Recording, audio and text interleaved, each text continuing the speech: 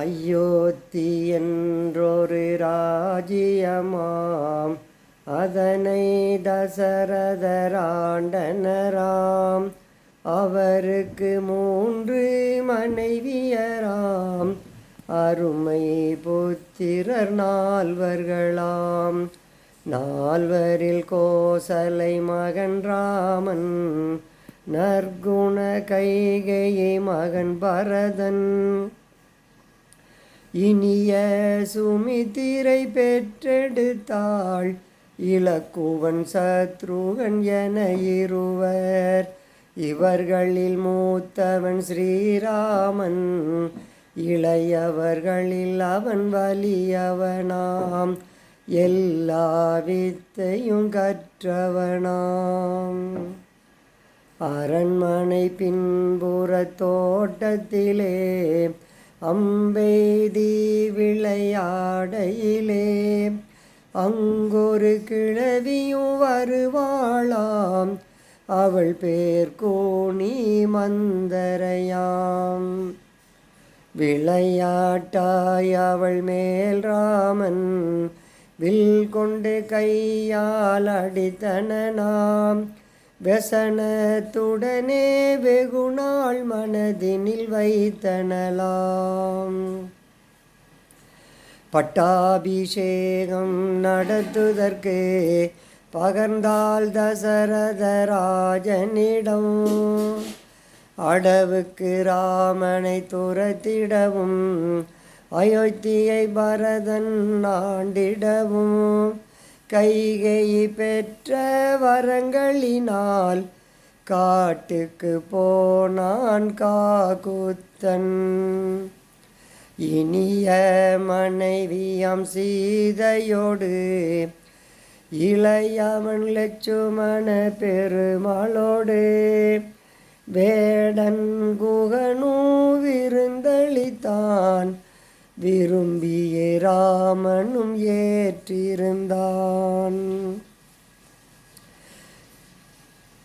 பரதன் சத்ருகன் உடன் வந்து பாதுகை பெற்று ஆள போனான். கங்கையை கடந்தனர் குகனாலே, காட்டில் பல முனி கண்டு வந்தார்.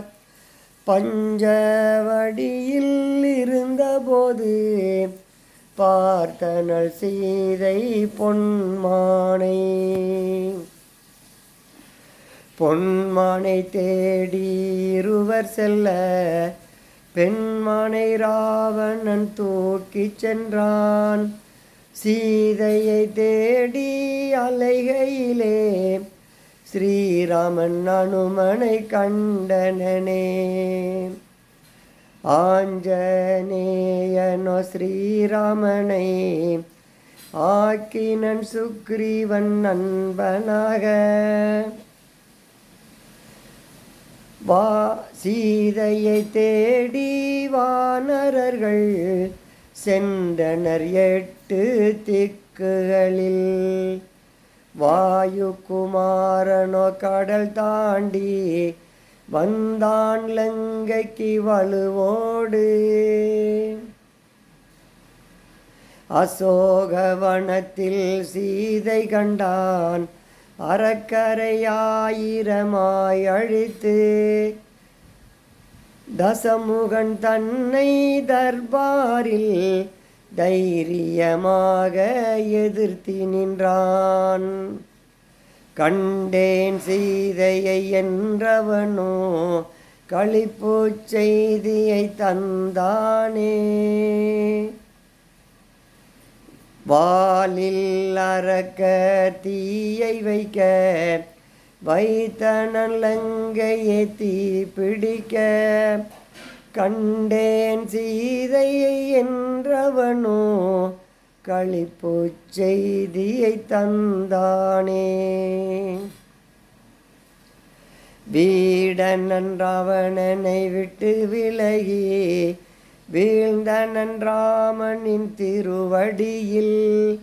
சேது பந்தனம் தானமைத்து சென்றான் லங்கைக்கு படையோடு. ராவணன் தன்னை போரில் கொன்று இனிய சீதையை மீட்டு வந்து பட்டாபிஷேகம் கண்ட ஸ்ரீராமன் பாரதம் முழுதும் ஆண்டானே. பாட்டில் ராமாயணம் சொன்னேன் பாப்பாணி கேட்டு கண்ணுறங்கு.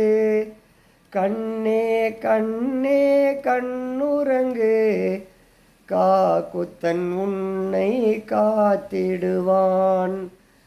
சின்ன பூவே கண்ணுறங்கு, சீதாதேவி காத்திடுவாள். ஸ்ரீராம் ஜெய ராம் ஜெய ஜெய ராம், ஸ்ரீராம் ஜெய ராம் ஜானகி ராம்.